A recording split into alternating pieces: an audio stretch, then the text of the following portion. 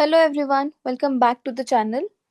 So today we are going to start with the parliamentary system. I hope that you are referring to the videos and the PDF of the same topics that have been covered before are shared in the Telegram channel. You can go through it, you can download the PDF and you can revise the content.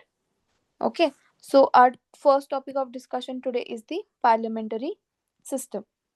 So let us begin with this core idea. Okay, a government has two basic questions to answer. One, who runs the country? And two, who controls the person running the country? Okay, so India adopted the parliamentary system because it gives a clear answer to both. What do you understand by a parliamentary system? It is a form of government where the executive is drawn from the legislature and is accountable to it. Okay, India adopted the system from Britain, also known as the Westminster model. In one of our previous videos, I've talked about why it is called a Westminster model. You can tell me in the comments the reason. Okay, if you watched the video before, you will know it. If you don't know, you can do Google search and tell me in the comments below. Okay, so what are the characteristics of the parliamentary system? It is characterized by a collective responsibility of the Council of Ministers to the Lok Sabha and dual executive. What do you understand by that? There is a nominal head and there is a real head. Nominal head is the president. Okay, the real head is the prime minister. In case of center, in case of state, the nominal head is the governor and the real head is the chief minister. Okay, so in our system, in the parliamentary system, the prime minister runs the government, but the Lok Sabha controls the prime minister. So this is the central logic.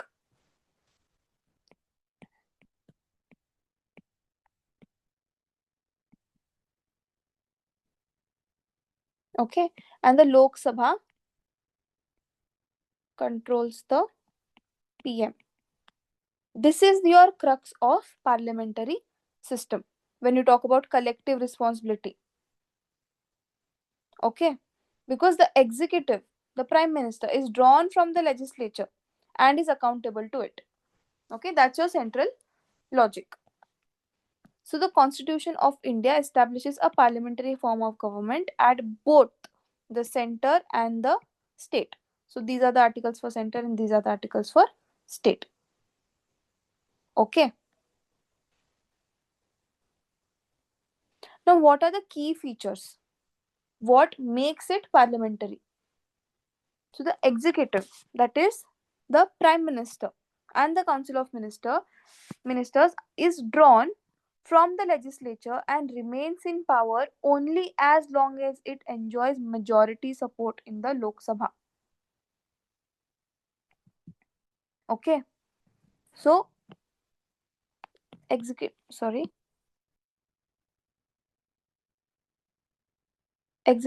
is drawn from the legislature. Hmm? And it is in power as long as it is enjoys the majority here in the legislature. Okay, what does this mean? It means that the executive is politically accountable on a daily basis. Government survival depends on legislative confidence or majority or confidence. Okay, a no confidence motion can remove the entire cabinet instantly. So that is how the responsibility is established. Okay, so first feature is collective responsibility. Second feature is dual executive.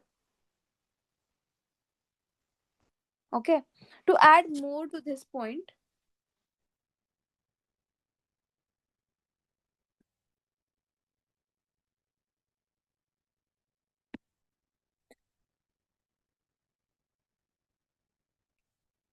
this creates continuous accountability.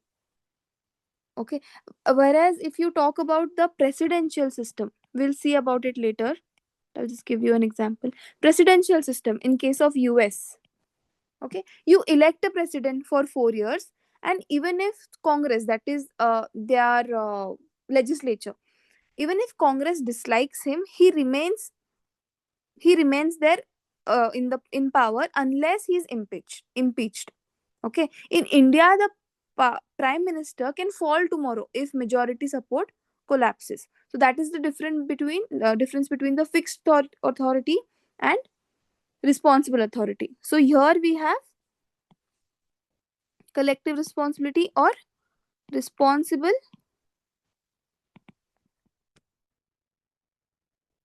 authority. Whereas in presidential system you had the fixed authority. Nobody can touch the president unless there is an impeachment. It doesn't matter if he has majority or not, if he has confidence in the legislature or not. Okay. Secondly, dual executive. Why do we have a president and a prime minister? Why do we have these two uh, heads? Okay, like I said, firstly we have the president or governor, which is nominal or de jure executive, also called the constitutional head. And we have prime minister or chief minister, which is the real or de facto executive or the functional head. Okay. So often it is thought that president is weak. Okay, but that is not correct. The president is the constitutional head. Okay, meaning the state continues regardless of political instability. Because you saw here the PM has a responsibility, right? If tomorrow, if he has no confidence in the Lok Sabha, he can be removed, he can fall. Okay, but such things shouldn't happen. Such political instability shouldn't happen. That's why we have a constitutional head. Okay. The prime minister is the political head, meaning governance reflects the electoral mandate. Why do we have PM then? Because that is the electoral mandate. Okay. He has been elected. People have voted for him. So that's why we have this separation. We have this separation that to ensure a stability of state and accountability of government. Okay. Why is this separation? एक तो you will get stability because you have two heads, and second you get also accountability.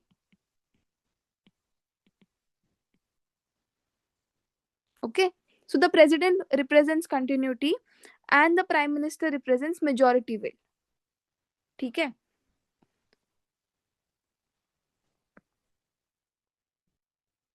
Now it is also called the Westminster model. Okay, also known as cabinet government or responsible government. So these are all the names of parliamentary system. Okay. Tomorrow if you get a question saying cabinet government is a responsible government, so you don't have to get confused. These are just the different names. Westminster model, responsible government, cabinet government.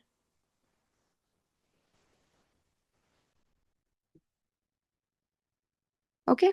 And this is inspired by the British model, like I already told you. This is also practiced in Canada, Japan, and Australia. Okay. The other,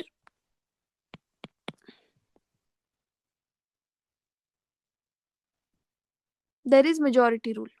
The political party or coalition with a majority in the Lok Sabha forms the government. Okay.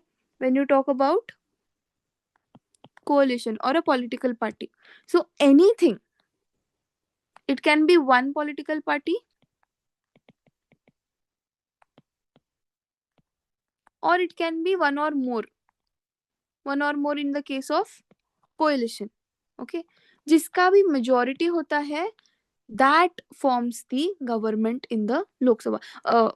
जिसका majority in Lok Sabha है, okay, that forms the government. It is also, the parliamentary system is also a majority rule.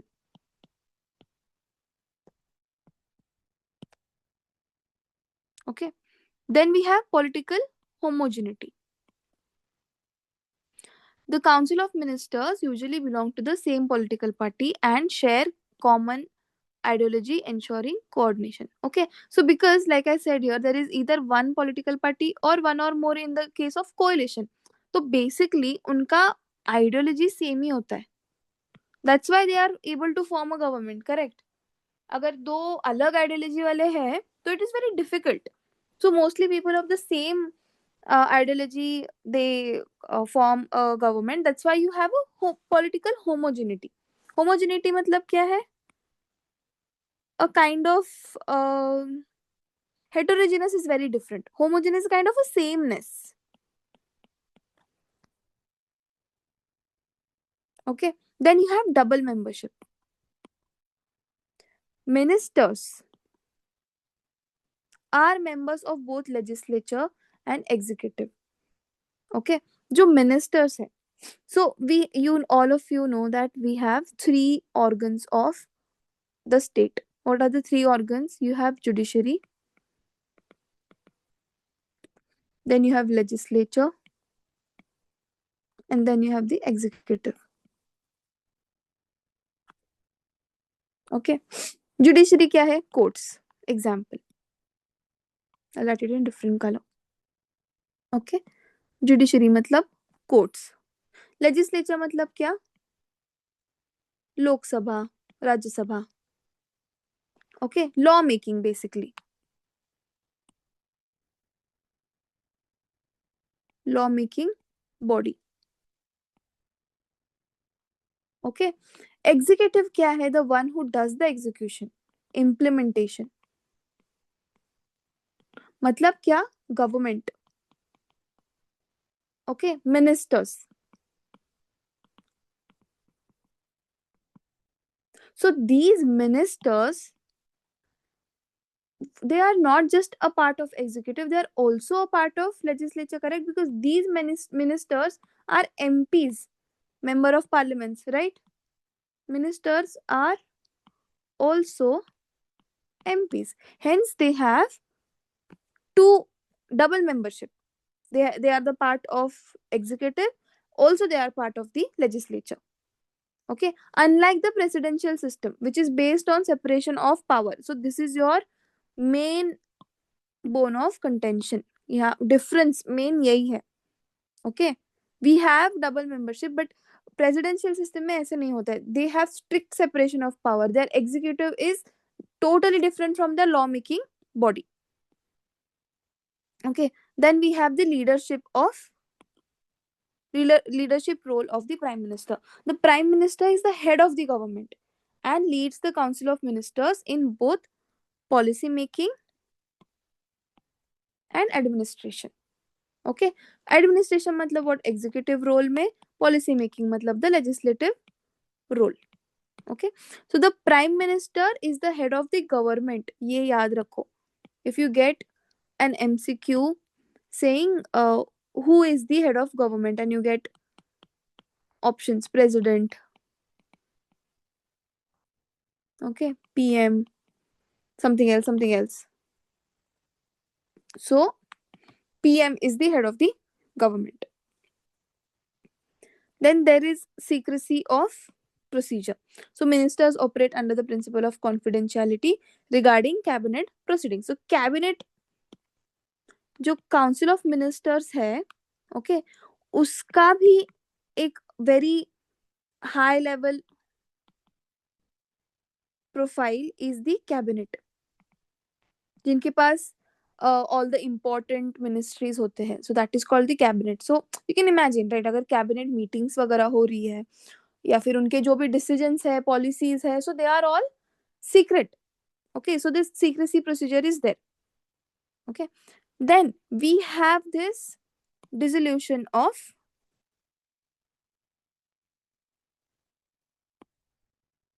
lower house. Which is the lower house? Lok Sabha.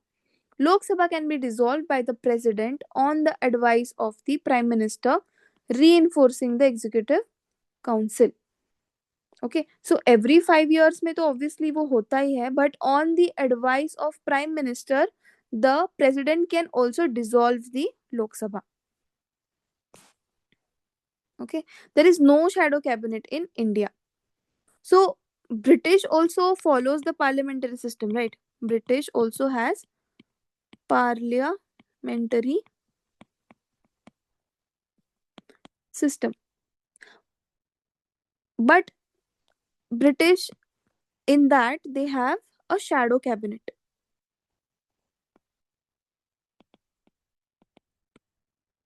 Okay, shadow cabinet क्या है? It is a body formed by the opposition to monitor and challenge the ruling cabinet. Okay, so it's like जो भी अपना government है, government ने COM बनाया and COM से cabinet बन गया. Okay, who is taking all these important policies decision सभी ले रहे हैं. तो इनके ही शैडो में, जस्ट इमेजिन ये एक ऐसा बॉक्स है, तो इसी बॉक्स का एक शैडो है यहाँ पे विच इज द ऑपोजिशन. तो ऑपोजिशन ने एक शैडो कैबिनेट बनाया हुआ है. ओके, विच चैलेंज, इनको चैलेंज करते रहते हैं. If they are not working according to what they are suppose to do, they can be challenged ऐसे. Okay, but this is not prevalent in India. We don't have a shadow cabinet. We have a leader of opposition, we have opposition, but we don't have shadow cabinet. Okay, I want to ask you guys, now that we are talking about opposition, tell me if the leader of opposition, okay, is he mentioned in the constitution? Question for you guys. Okay, now we will see the merits and demerits of parliamentary system. So what are the merits? Coherence between the executive and legislature. Okay, because you saw it ensures close coordination, minimizes friction between the two organs because they are quite intertwined, correct? जो इनके members है वो इनके भी members है. Okay, and checks and balances हो रहा है. Okay, so there is that coherence between them. Then secondly, accountability, very important. The executive remains answerable to the legislature, which exercises oversight through tools like question hour, adjournment motions, and no confidence votes. Okay, so that's how the responsibility is. When you talk about responsible government, correct? So, kaise, how is it established? Via tools such as question hour, adjournment motions, and no confidence votes. Then there is a check on authoritarianism. So, executive authority is distributed among council of ministers. Okay, so it is not just one person has all the power. Even though PM is the head of the government and functional head, but still he has COM, correct? He has a council of minister, he has a cabinet, and all the powers are distributed among this cabinet, the council of ministers, which prevents concentration of power. Okay, and there is a provision for alternative leadership. So loss of majority allows the head of state to invite opposition to form government, ensuring continuity without fresh elections. Okay, we know that to have a government you have to have a majority. Okay, government तभी मिलेगा जब you have majority. Okay, but somehow your majority is fallen tomorrow, let's assume. So what will the head of state do? Head of state is the president. ठीक है, president, what will he do? He will invite the opposition to form government.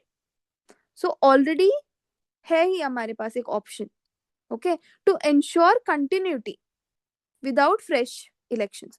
So Dr. Ivor Jennings called this the leader of opposition the alternative prime minister. For this reason only.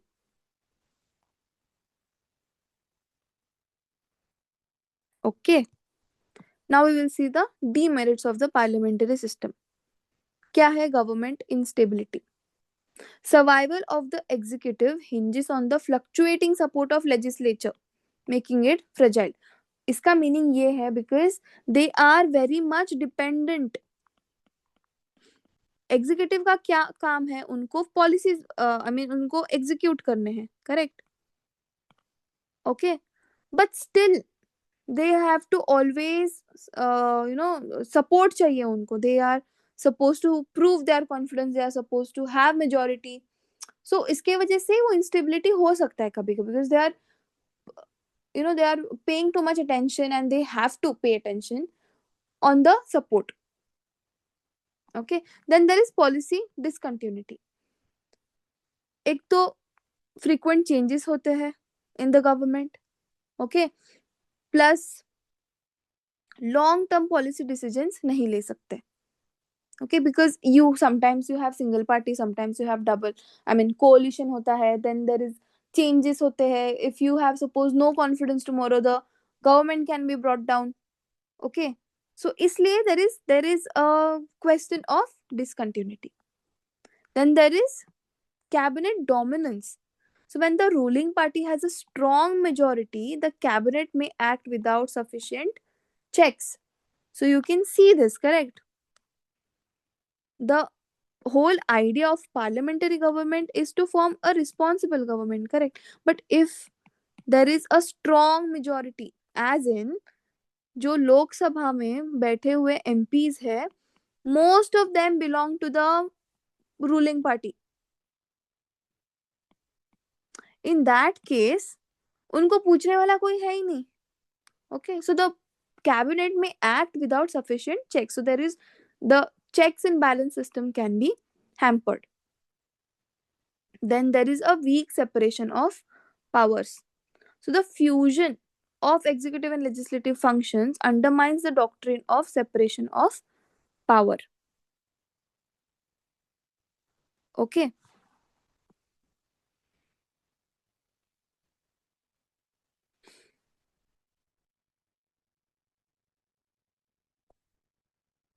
यहाँ पे ये merit parliamentary का ये है कि there is inclusive representation.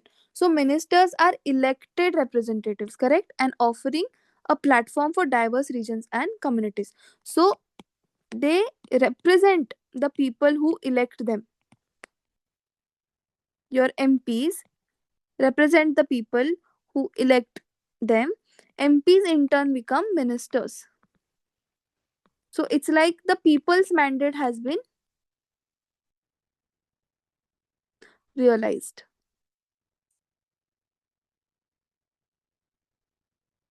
Okay. And demerit इसका ये है कि the ministers are drawn from legislature only, ठीक है, which limits the PM's ability to bring in outside experts. Much of their time goes into political and parliamentary duties. Okay, जो मैंने यहाँ पे ये वाला पॉइंट जो आपको समझाया था गवर्नमेंट इंस्टेबिलिटी वाला, same only it is. Okay, जैसे if you check with the US, so the president over there can get some experts in his cabinet or जो भी उसके inner circle it is called. In that he can get some experts from outside, but that is not allowed in the parliamentary system. Before we move on, I will just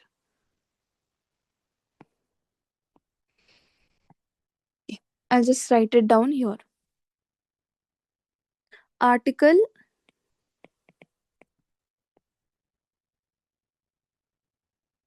75. Okay, very important article. This article says that the Council of Ministers is collectively responsible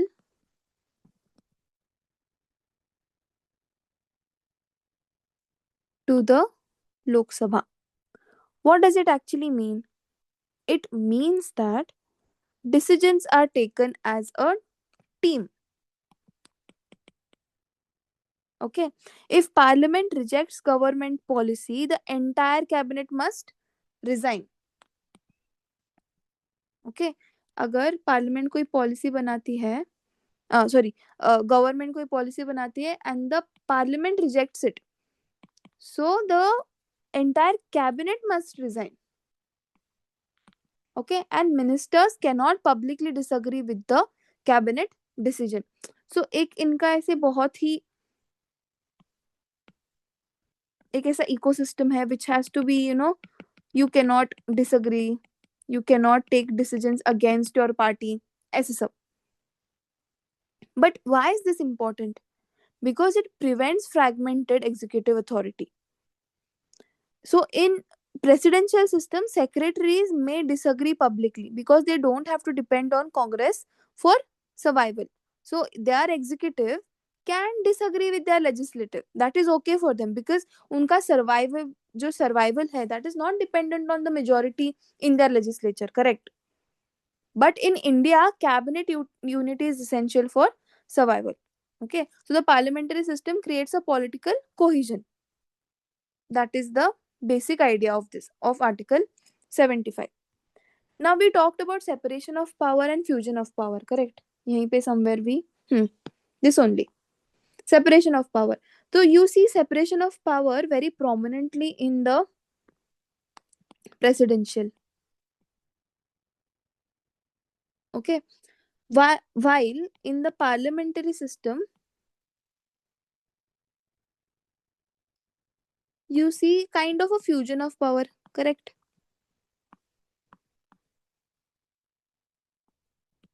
Okay, so in theory separation of power is ideal. Another homework for you, we have discussed this. Separation of power is mentioned in our constitution. You tell me which article, which part of the constitution. Okay, homework for you guys. Okay, but in practice, so as I was saying, in theory separation of power is ideal, but in practice governance requires coordination. Okay, and India allows the executive to sit inside the legislature. Ministers are MPs, like I said. So this creates efficiency. Okay, इसके वजह से क्या होता है, bills are moved faster, policies are aligned with the majority. Okay, and government explains itself daily in parliament. So ये जो उनका checks and balance का जो concept है, that is on daily basis. Okay, so this is the merit of it. But it has a problem also, it creates a problem also. So if one party has a massive majority, the executive can dominate parliament, like I said here. Okay, cabinet dominance हो सकता है. Okay, so the parliament system works best when opposition is strong. Okay, so this is your takeaway from this. ठीक है, understood about the parliamentary system. Now you have now we will discuss why did India choose parliamentary system and why not the presidential system. Okay, so इसके लिए we'll have to go deeper now. We'll have to see the evolution. एक तो we had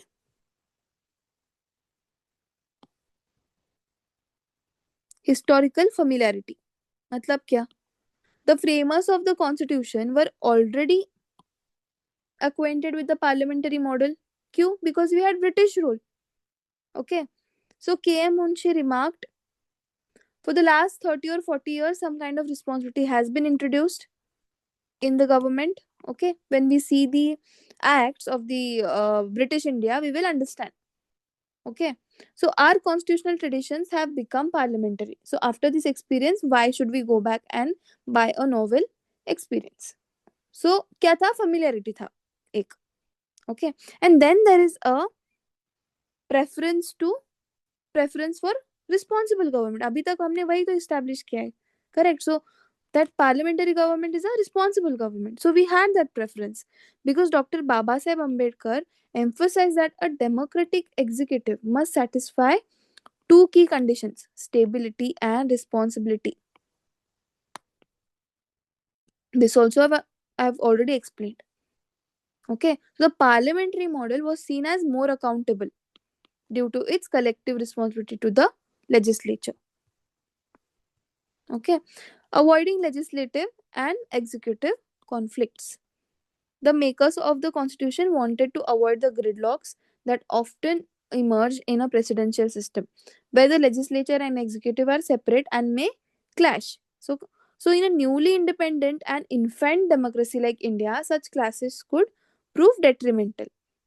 A system that ensured coordination and cooperation between the two organs was considered more suitable. Okay, so when you have this strict separation of power, you might have conflicts, correct? And that conflicts can be sometimes detrimental. Okay, they can cause inefficiency, or they can cause inactivity. And for a newly born democracy like India, you needed something that has more coordination or more cooperation. Okay, that's why we chose parliamentary. Then there is a representation in a plural society. So India is deeply diverse, correct, and a pluralistic society. So it required a system that could ensure broad representation of all communities, regions, and interests. So the parliamentary system, with its election based on small constituency, offers better regional and sectional representation in governance. Okay, तो ये तो हमें पता चल गया कि why we chose the parliamentary system. But now, why we didn't choose the presidential system? Because if India had to choose presidential system,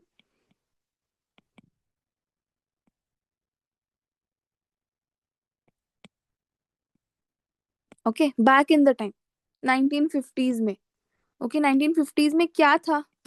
I mean, what was the conditions at that time? एक तो massive diversity था अपना, correct? We were really diverse. We were newly independent, right? अभी अभी independence मिला था. Okay, we had weak party institutionalism. Okay, इतना कुछ institutionalism हम में नहीं था. We didn't have great institutions that could run our country. Okay, low literacy था. Okay, communal tensions थे, right? Partition and all of that. So if India had chosen presidential system, executive deadlock हो सकता था, right?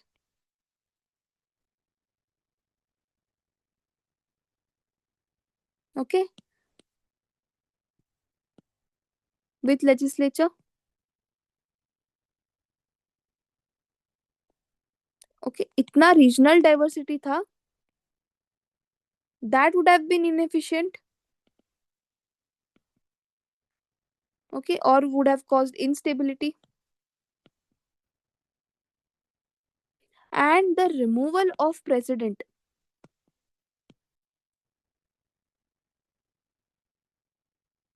is extremely difficult.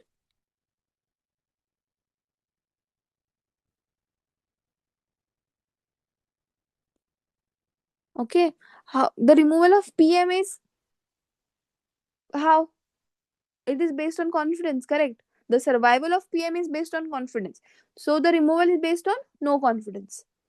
Tomorrow, if he doesn't prove his confidence, if he has no majority, he can fall. But that is not the case with the president. I mean, in presidential system, okay, not our president. Okay, so the framers believed that accountability mattered more than stability.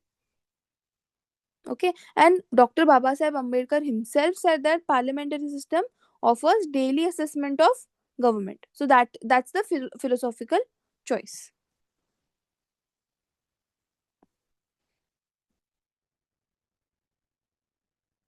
Okay, now Swaran Singh committee ने क्या लाया था? Fundamental duties लाए थे, right?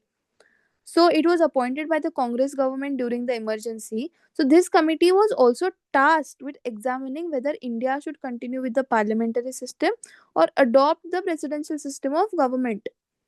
During emergency ये एक सवाल आया था.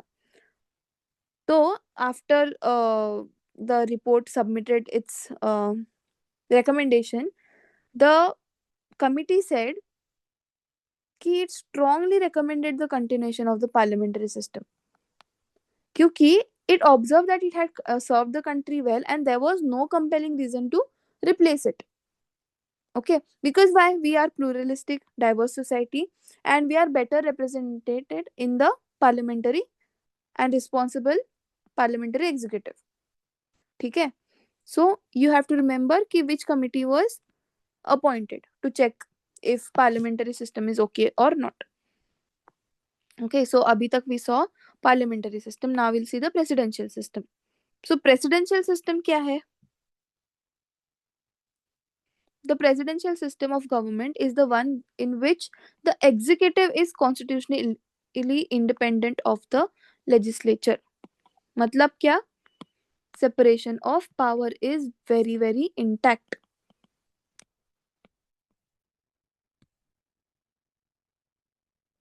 कोई डबल मेंबरशिप नहीं, कोई कुछ नहीं, कोई किसके लिए रिस्पॉन्सिबल नहीं.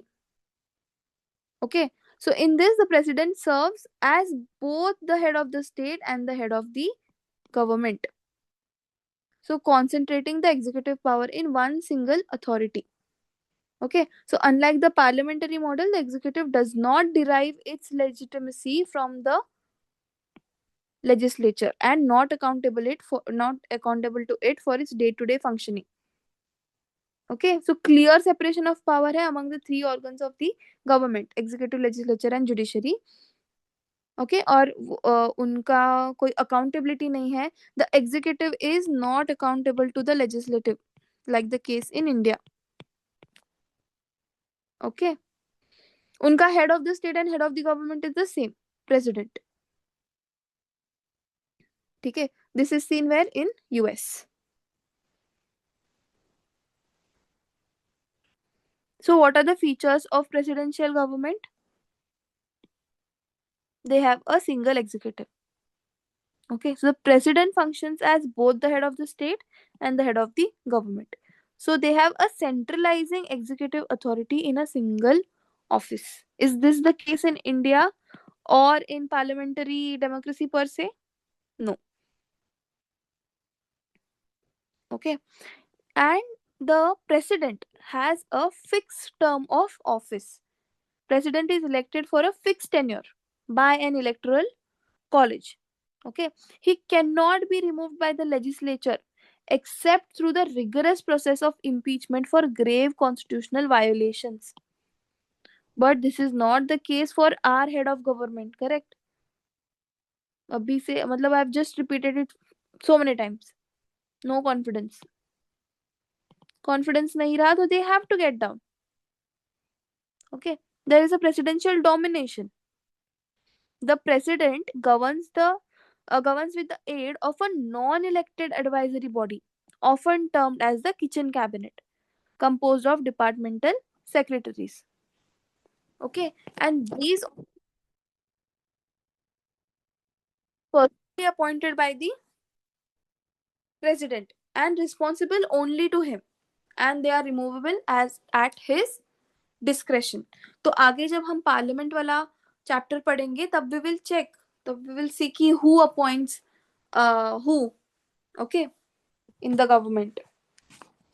But like you saw here, the president has for his aid a non-elected advisory body. Our PM does not have a non-elected advisory body. Okay, जो cabinet है PM का, they are ministers, and ministers कौन है? Ministers are MPs. MPs क्या है? MPs legislature से है. Okay, so ये लोग PM भी लोकसभा को अकाउंटेबल है, ये लोग भी लोकसभा को ही अकाउंटेबल है. COM.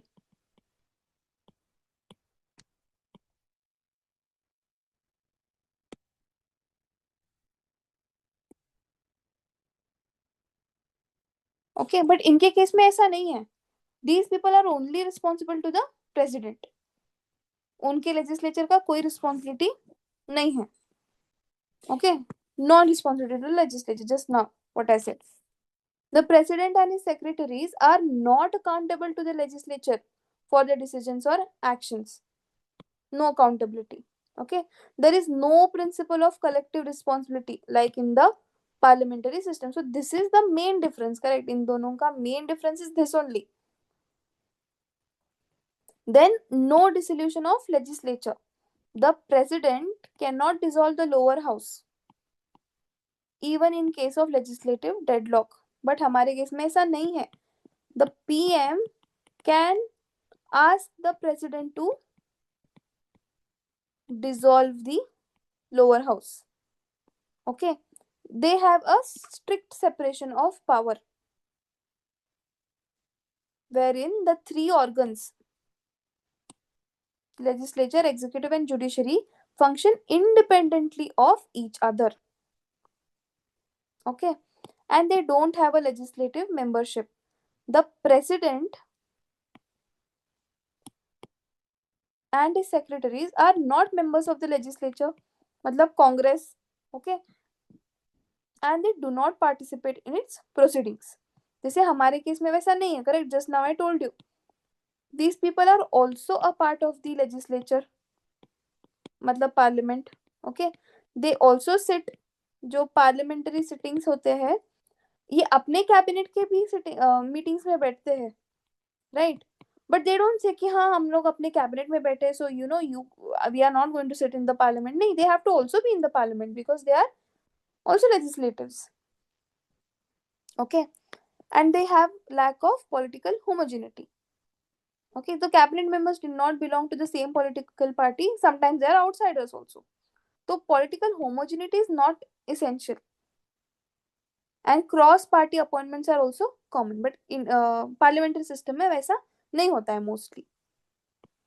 Okay, then we have something called as a semi presidential system. अब तक we saw parliamentary system and the presidential system. Now we have a semi presidential system. So what is this? It is a republican form of governance that blends the features of both presidential and parliamentary system. Okay, parliamentary and presidential. Okay, इन दोनों का amalgamation is semi presidential. Okay, so it involves dual executive.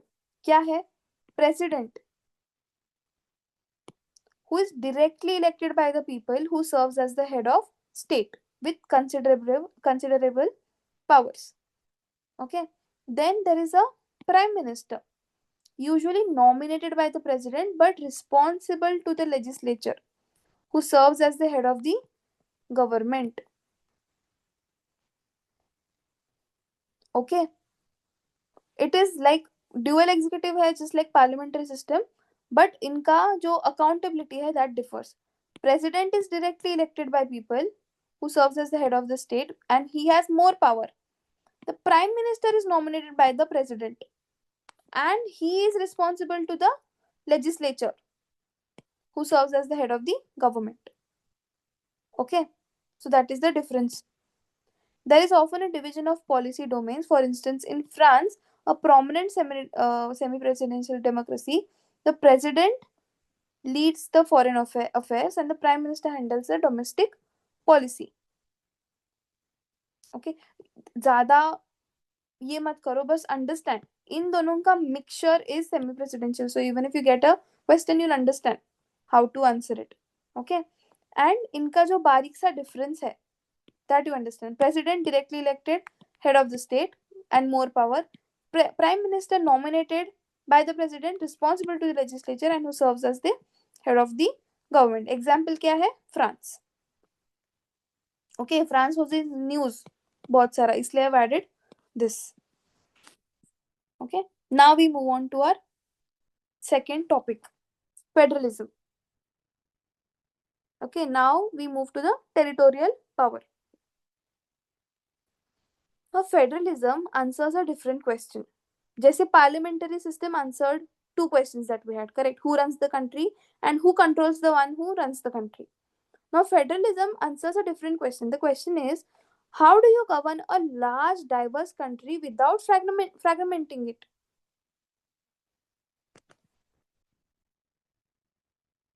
Okay.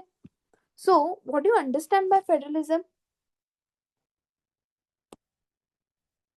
It refers to a system of governance in which powers and responsibilities are constitutionally divided between a central authority and various regional units, such as states or provinces. Okay, so there is a central authority, and this is the power. So इसको भी है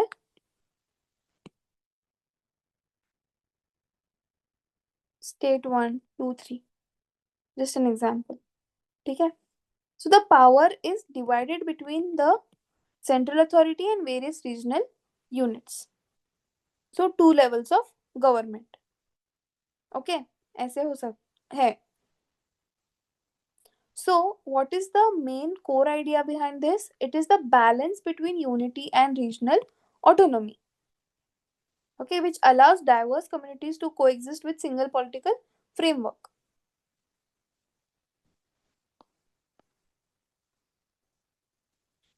Okay, so what we understood? We understood that the federalism, एक है US वाला federalism, okay, और federation basically. So we are not that, ठीक है. India is not a federation. We have talked about this in union and its territories, correct? That video, part 1 of the constitution. India union hai. India, that is Bharat, is a union of states, right? Do you remember? Okay, so this is the difference. So federation of India or the federalism in India, what features it has? It has division of power. Okay, it has supremacy of the constitution, it has independent judiciary, it has bicameralism, it has, okay, independent judiciary दो बार आया है, and it has flexibility. Okay, so in the US, states existed first, correct? States पहले थे, and they came together and they created the federation, right? But India में it is different. India में क्या है? India में India पहले create हुआ, union was there, union came and it created states, right? So this difference matters. Okay, so Indian federalism is not based on a compact between or a contract between sovereign states. Okay, it is like a administrative necessity. Okay, so like I said, article 1 uses the word union and not federation. Why? ये हमने discuss किया, but just another revision, because states cannot secede, right? Secession is not possible, but it is possible in the case of US, correct? Parliament can reorganize state boundaries. Okay, and the union is indestructible.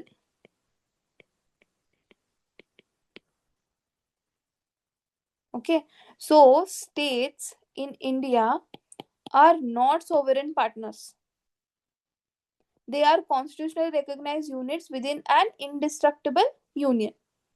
Okay, so this is the main difference between the classical federalism of US and the federalism of India. Now we will deep dive into the features. Division of powers. Constitution has given or the constitution divides subjects. Okay, responsibilities basically into three lists. What are the three lists? Union list, state list, and the concurrent list. Okay, why three lists, you may ask? Okay, one more question for you guys. In which schedule this is mentioned? You have to tell me in the comment. Which schedule? Okay, back to the question. Why three lists? Because governance involves national issues, जो है union list में. Then you have local issues. Okay. Then you have shared issues. National issues में क्या क्या है? Defense, foreign affairs, banking. Okay. Local में क्या क्या आएगा? Police, law and order, agriculture. Shared में क्या क्या है? Education, forests. Okay. But here is the key. ठीक है.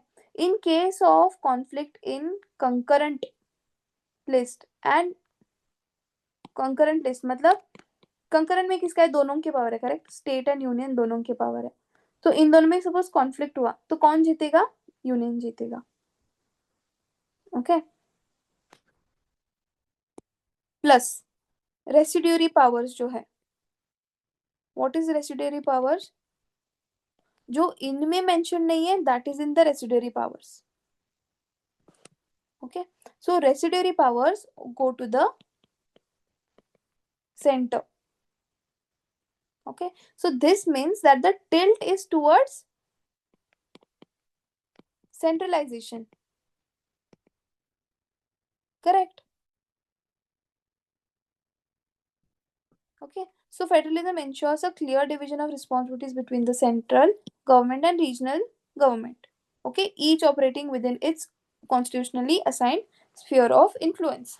Okay, I told you about the list. You have to tell me which schedule they belong to.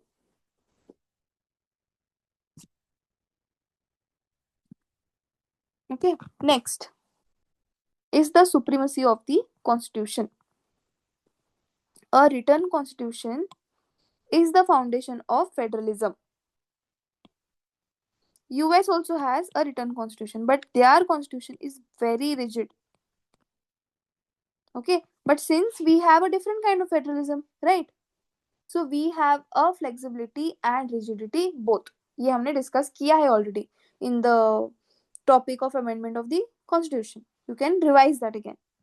Okay, but a key feature of federalism is the supremacy of the constitution.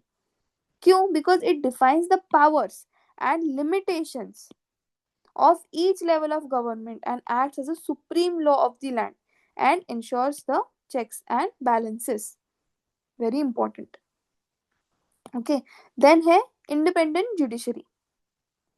An impartial autonomous judiciary is essential to federalism. It acts as the guardian of the constitution and resolves conflicts between the center and the states. Okay.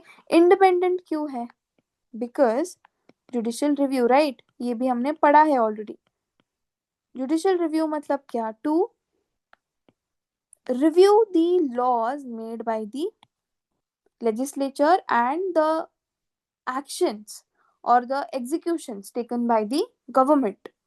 उसका judicial review करने के लिए the judiciary has to be independent. To have the concept of checks and balances, you have to be independent. So that is a feature of federalism. ठीक है.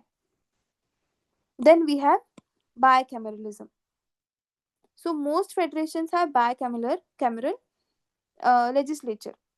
जैसे one house represents the people and the other house represents the state. So we also have that. We have a Lok Sabha, we have a Rajya Sabha. Lok matlab people, state matlab Rajya. This is also called the lower house.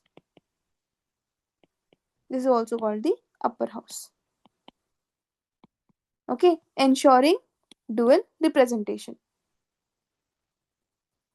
Okay, and there is flexibility.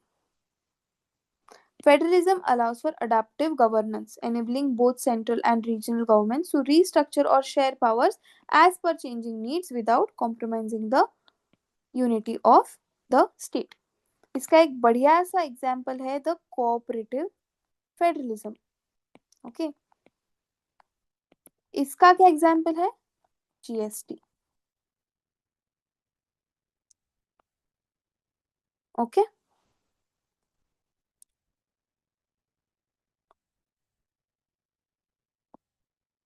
so now we will see the evolution of pre-independent India.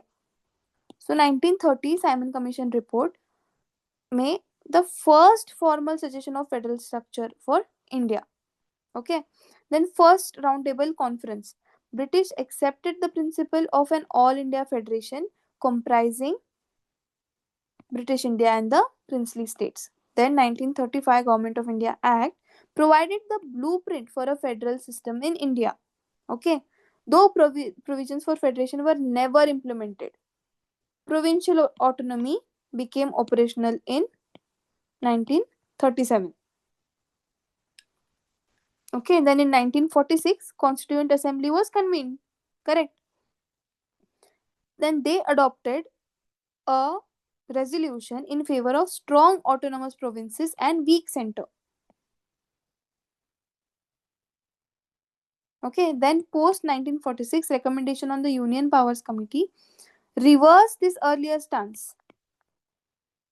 Okay, recommending that the residuary power should rest with the center.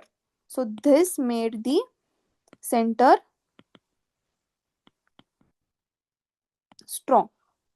Then 1947 independence में India inherited a highly centralized and unitary structure with limited powers to the provinces. So this was the evolution. Just go through once, okay? You don't have to really by heart something. But I think you should by heart this. क्योंकि यहाँ से direct questions आते हैं. Okay. So federalism in India post independence. So the Indian federal structure was designed to be flexible and adaptable to suit the changing political, social, and economic realities of the countries. Correct. So 1960s and 70s may we had the regional linguistic and regional assertion. Okay, because there was a rise of regional and linguistic identity politics. Correct. This was the time when Andhra Pradesh was formed. All of those things, State Reorganization Act, ye sab. I hope you remember. We have discussed about it.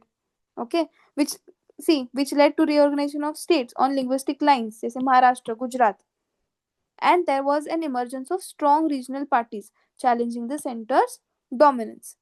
Then emergency era and centralization में क्या हुआ? 1975 to 77 national emergency था, correct? So here the centralization peaked and the president's rule was also frequently imposed. Okay, and center used financial tools to influence and control the state governments, eroding the federal spirit. So here you see the federalism जो था, federalism का जो basic idea है कि दोनों में बंटना चाहिए, कद्दू जो कट रहा है दोनों में बंटना चाहिए, that was not there. Centralisation बहुत हो रहा था. Okay, then 1980s and 90s move towards decentralization. Okay, so growing demand for greater state autonomy and local empowerment.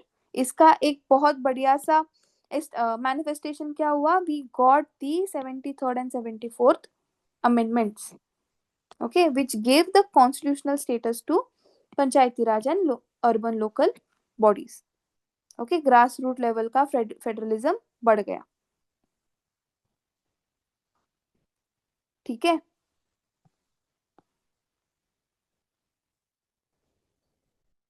Now जैसे we have the federal features. What are the federal features? Union of states. Okay, union of states emphasizing unity with diversity. India declares, the article 1 declares India as a union of states. Okay, then we have dual polity. Correct, center and states. जैसे part 5 and part 6 we have dual governance. Then we have division of the legislative power, article 246 with 7th schedule, the lists. Then we have bicameral, article 79. bicameral parliament with Rajya Sabha as the federal chamber representing the states. Okay, then same only. ये वाले जो है, these इन्हीं के articles are given here.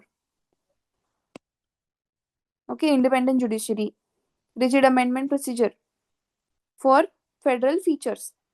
If federal features को change करना है तो क्या चाहिए? I have discussed this. Okay, Article 368 के according you need special majority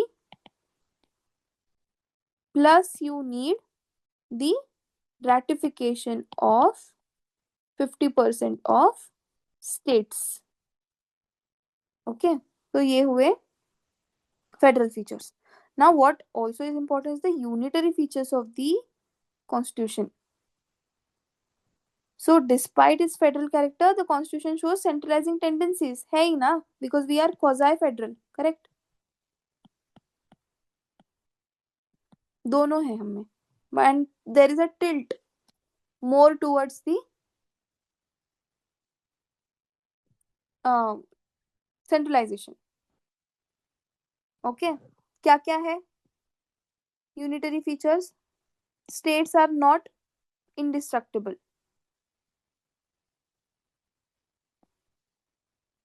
So Article 3, Parliament can alter state boundaries, name or create new states. So it is entirely unilaterally Parliament can do it.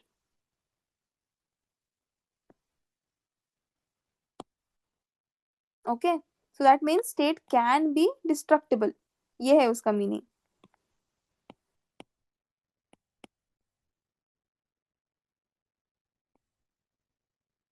Because the center is indestructible, right?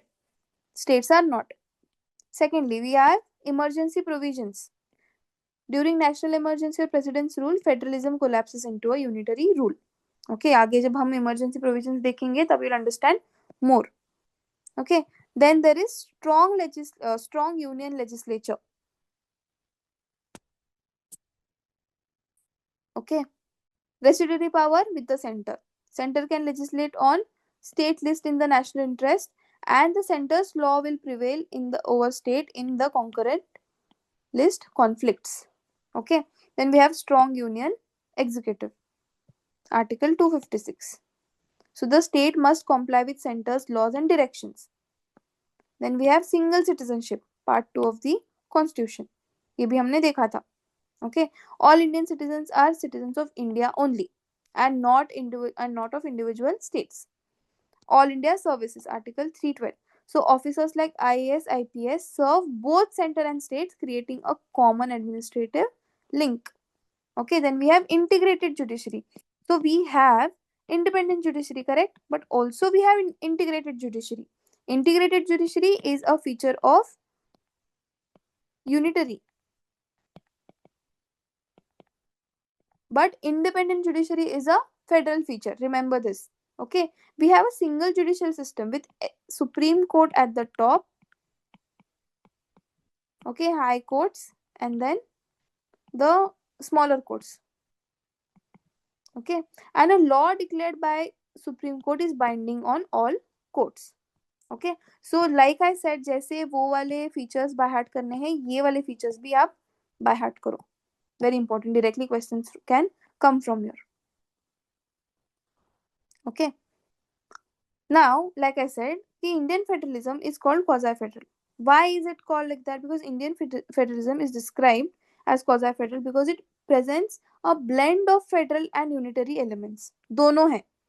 Okay, functioning as a federal polity under normal circumstances, but displaying unitary traits in times of crisis or national importance. Okay, so that's why it is called quasi-federal.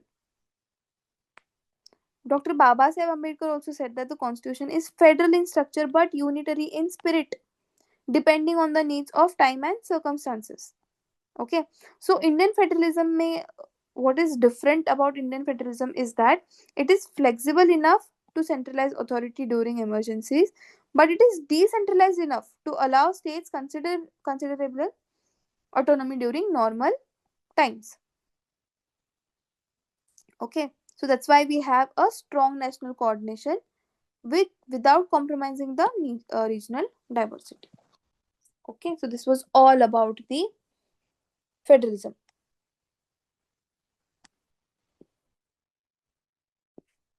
Now we go beyond theory. Okay, federalism is not just lists, it is daily interaction, correct? It works on three dimensions: legislative relations, administrative relations, and financial relations.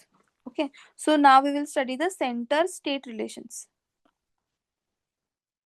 So India's federal structure, though it is tilted towards the center, is built on carefully defined framework of center-state relations. These relations determine how power and responsibilities are distributed and coordinated between the states and centers. Okay, so the Constitution of India divides this relationship into three dimensions. कौन से? Legislative, administrative, and financial. Okay, these are mentioned in this part and in these articles. So, together, these provisions aim to maintain a balance between national unity and regional autonomy, while also ensuring the cooperative federalism. ठीक है, but sometimes tensions होते ही है. You must have seen, correct? Due to overlapping jurisdictions, political dynamics, different priorities between the center and states, conflicts are prone to happen. Okay.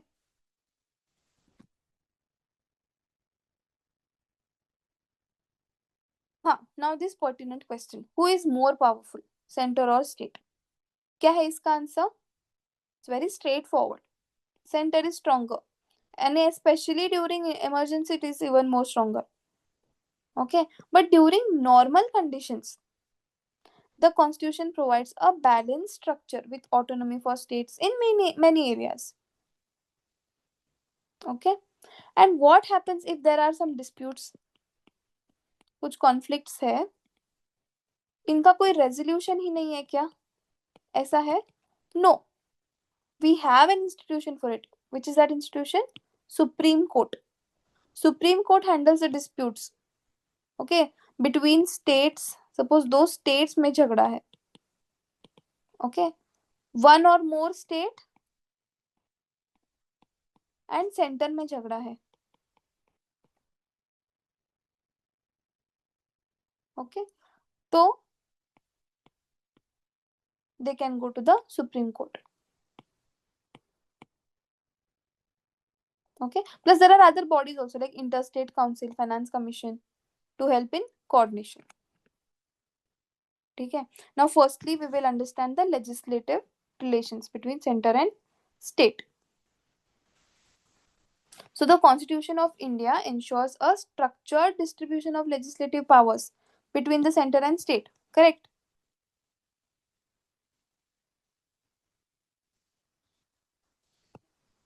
Territorial jurisdiction.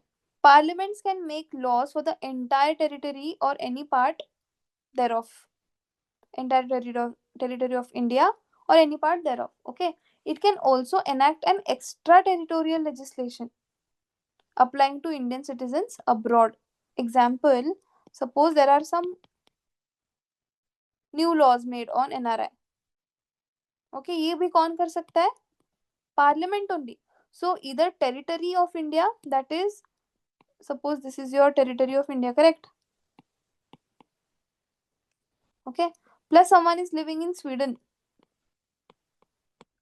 उसके लिए भी parliament is only responsible to make the laws. तो इस यहाँ वाले लोगों के लिए भी पार्लियामेंट इज मेकिंग, बाहर वाले जो इंडियन सिटीजन्स है हु आर रिसाइडिंग आउटसाइड, उनके लिए भी parliament is only making. Okay, तो territory I am trying to define parliament का. स्टेट लेजिस्लेचर का जुरिस्डिक्शन है only their respective states. Okay, in terms of territorial jurisdiction, कहाँ पे है उनका jurisdiction. Now the distribution of legislative subjects. So the Constitution provides a threefold distribution of legislative subjects in the 7th schedule, Article 246. Okay. Union list, Article 246, Clause 1, which are the subjects of national importance, right? And the Parliament has exclusive power. Then the state list, 246, Clause 3, subjects of local or state level importance, and the state legislatures have exclusive power here. Concurrent list, 246, Clause 2, subjects of joint interest. Both the Parliament and state legislature can legislate. Okay. However, in case of conflict, किसका prevail होगा? Center का prevail होगा. Okay. Then in case of residuary powers, मतलब जो इन 3 lists में which is not mentioned, that is the residuary power, which is Article 248. Vests the residuary power in the Parliament. Okay, so this is the key feature that gives the center an overriding legislative edge. Okay, so the Parliament can legislate on state list. Now we saw जो 3 lists है. There is a union list, there is a state list, there is a concurrent list. तो यहाँ पे जो भी subjects है इसके ऊपर कौन लेजिस्लेट कर सकता है? लेजिस्लेट मतलब लॉज कौन बना सकता है? The union. ओके, इन वाले सब्जेक्ट्स पे स्टेट बनाएगा. ओके, इन वाले सब्जेक्ट्स पे सेंटर प्लस स्टेट दोनों बनाएंगे. सपोज इन दोनों का कॉन्फ्लिक्ट हुआ या फिर दोनों ने सेम सब्जेक्ट पे बनाया, तो किसका प्रिवेल होगा? सेंटर का प्रिवेल होगा. Okay, and there are some other subjects that are not mentioned in any of these lists.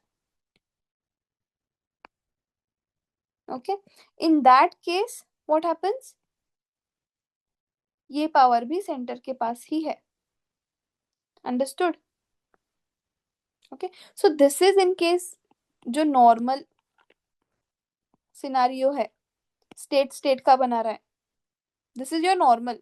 But sometimes Parliament can also legislate on state list. Okay, in 5 situations, 5 special circumstances. Which are those 5? 1.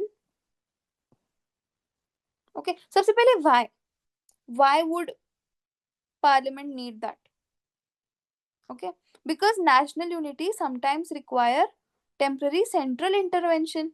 Correct, because we need that unity. एक तो हम लोग इतने diverse है, we are so much plural, so sometimes we might need that unity. And unity किसके पास है सबसे ज़्यादा? Center के पास. So that's why you might need this legislation. Okay, हाँ. So now first case, जैसे if Rajya Sabha passes a resolution by 2/3 majority, Parliament can make laws on state subjects in the national interest. Very important. क्या है? राज्य सभा passes a resolution by 2/3 majority. मतलब क्या? Special majority.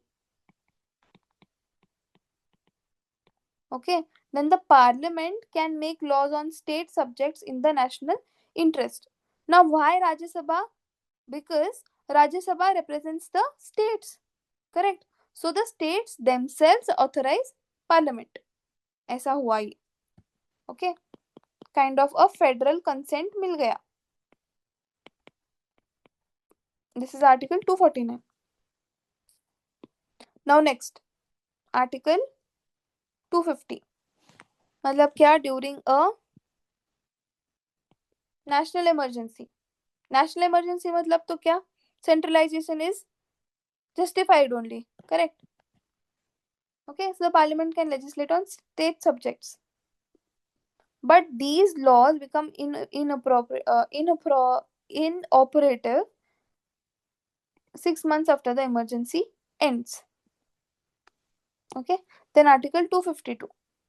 If two or more states legislature pass resolutions requesting the parliament to legislate on a state subject, and such laws apply only to those states.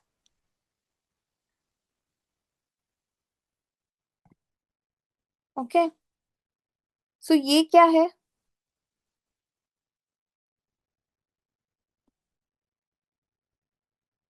States are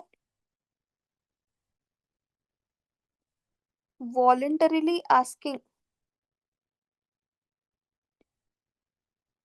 the parliament, okay, to legislate for them,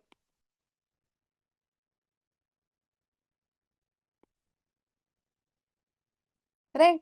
And not just one state cannot ask that, at least two states, two or more states, okay, and they should pass a resolution requesting the parliament to legislate on a state subjects. And जो states are there in that resolution, only those states पे वो apply होगा, ठीक है, not on the remaining states. Okay, then Article 253, Parliament can legislate to implement international treaties and agreements, even on matters in the state list. So, suppose there is a new treaty signed. Okay, example, new treaty is signed for law and order, for example. Okay, law and order is in the state list. एक international treaty signed हुई है which has some changes, binding changes on in the law and order. But still, even if it is in the state list, but to give effect to that treaty, the parliament has to make laws. Okay, then Article 356, during the president's rule, parliament becomes empowered to make laws in any matter in the state list for that state. ठीक है, so ये क्या है? If the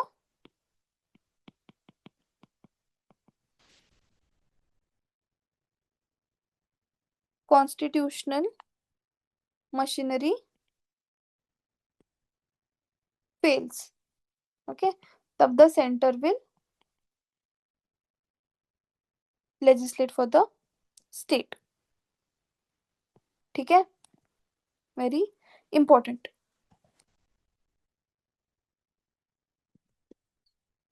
Then what is the center's control over state? So we saw these five extraordinary circumstances, correct? Special circumstances. But even in normal circumstances also, center has some control on state. How? Via Article 200, in which the governor can reserve certain state bills for president's assent. Okay, so for any bill to become a law in a state, it will be first bill जो है state legislative assembly में आएगा, ठीक है, उनका discussion होगा. Suppose bill will be passed, this bill will then go to the governor. Okay, so the governor now can reserve this bill. Okay, he can either give his assent or reserve the bill. For whom? For the president. And instead of the governor giving the assent, the president has to, or he will decide whether or not to give the assent. And this is your Article 200. This is very important. Okay, it was there in news a lot. So this is a kind of indirect central supervision over state legislation, right? Okay, this is also in the normal circumstances. So I hope you've understood the legislative relations. Next, we have the administrative relations.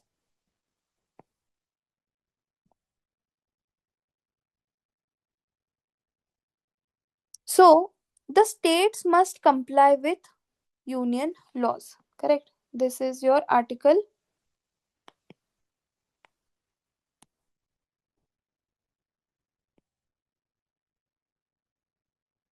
256. Okay, which says States must comply with union laws. Okay, why though? Why? Because a federal system cannot function if states selectively disobey. Okay, that's why the states need to comply with the union laws.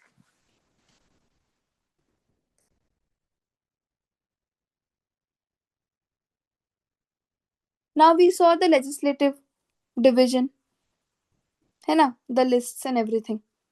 Now we are going to see the administrative division. So the constitution ensures a cooperative federalism in administrative matters by defining how executive powers are shared and exercised. Okay. So ऊपर जो देखा, that was law making powers. Now we are seeing the executive powers, which is implementing. So सबसे पहले the distribution of executive power. Union government has the executive power over matters in which the parliament can legislate. मतलब in the union list or the concurrent list. State government must exercise their executive power in conformity with laws made by parliament, particularly on the concurrent subjects. Okay, this is very important. Then, what is the center's direction to the state? Under Article 256, states must comply with the laws made by the parliament. Correct? Just now we talked about it. And Article 257 says that center can direct states to avoid interference in the executive power of the union, especially during infrastructural development or communication. Okay, so the center can give directions to the state with respect to their executive power. Okay, how? एक तो the states must comply, and secondly the center can direct the state to avoid interference in the executive power of the union. Okay, then third is during emergency. Suppose national emergency hai, then the center assumes direct control over the administrative functions of state and can issue executive directions. Okay, मतलब implementation, direct control of the state. Now in case of president's rule 356, the president, मतलब center only basically, can take over state executive powers entirely. Okay, इसका तो purpose ही वही है, because there is a breakdown of the constitutional machinery. That's why the executive power is totally taken. Okay, we will read about more about this when we do emergencies. You just understand the basic concept now. Okay, then we have the All India Services, Article 312. All India Services कौन से IAS, IPS and IFS, because they are jointly controlled by the center and states, but the ultimate control lies with the union government. Okay, states only manage their day-to-day operations, but the recruitment, promotion and disciplinary actions are handled centrally. Okay, then we have the Public Service Commission. The State Public Service Commissions, SPSC, members are appointed by the governor, but they can be removed only by the president. Okay, ensuring a central oversight. So here also you see a central oversight.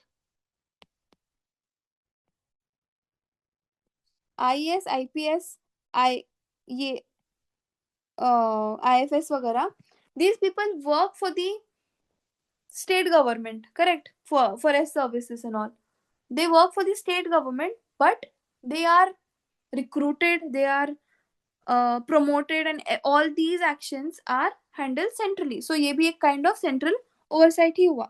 This is also central oversight. Okay, Article 355. It is the duty of the union to protect state against external aggression and internal disturbance. Okay, this ensures governance in accordance with the constitution.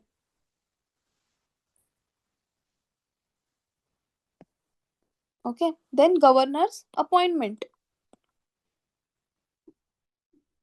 Governor is appointed by the president, Article 155. And the governor holds the office during the pleasure of president, which strengthens the central influence. Okay, so the governor is appointed by the president. President matlab center. Okay, plus he holds the office during the pleasure of government. Sorry, the president. Okay, during the pleasure of president matlab it is in his hand whether to continue with this person or not. ठीक है? So this is also a kind of central oversight, correct? Then we have the state election commissioner, appointed by the governor but removed only by president, again ensuring neutrality protection from state interference.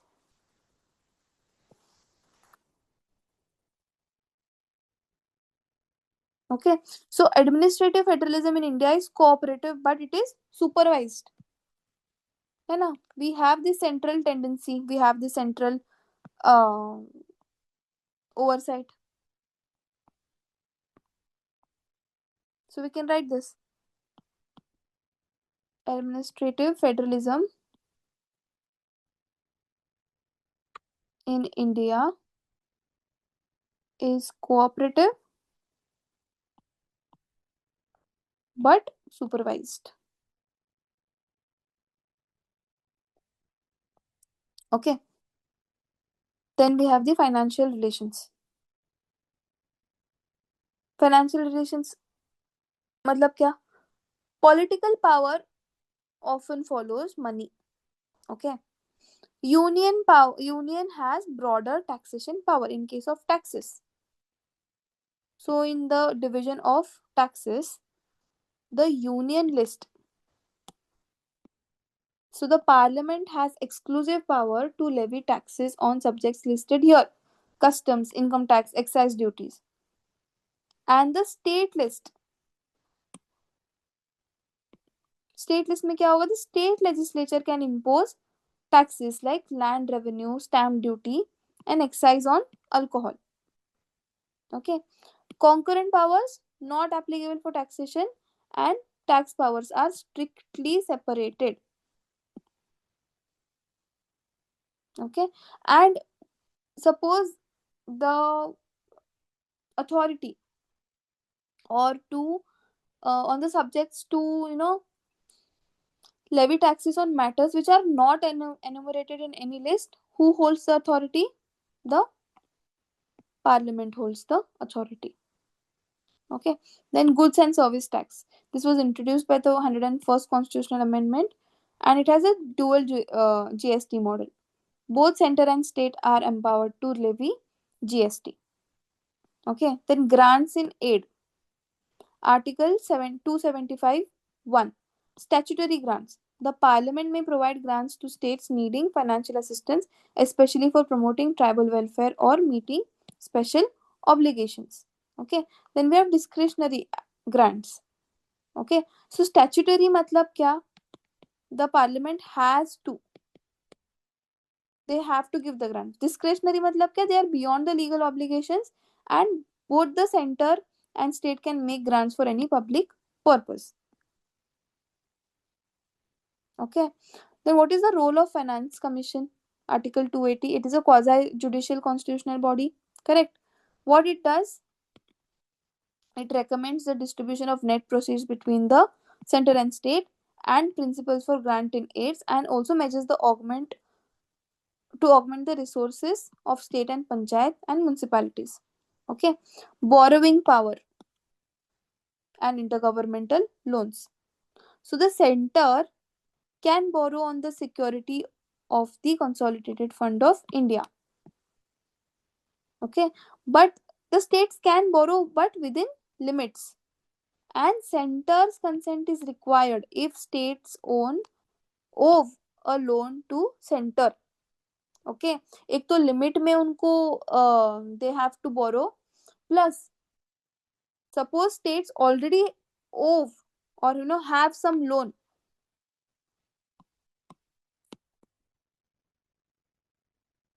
with the center, then they need its permission before getting any more loan. Okay, so what are the challenges in center state relations? Allocation of resources, correct, overtax devolution and grant distribution, and delays in GST compensation, for example. Then challenging central laws. States like Kerala challenging the CA Citizenship Amendment, Chhattisgarh challenging the NIA Act. Okay, move to the Supreme Court under Article 131.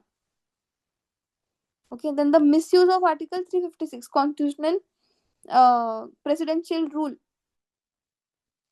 का misuse होता है बहुत.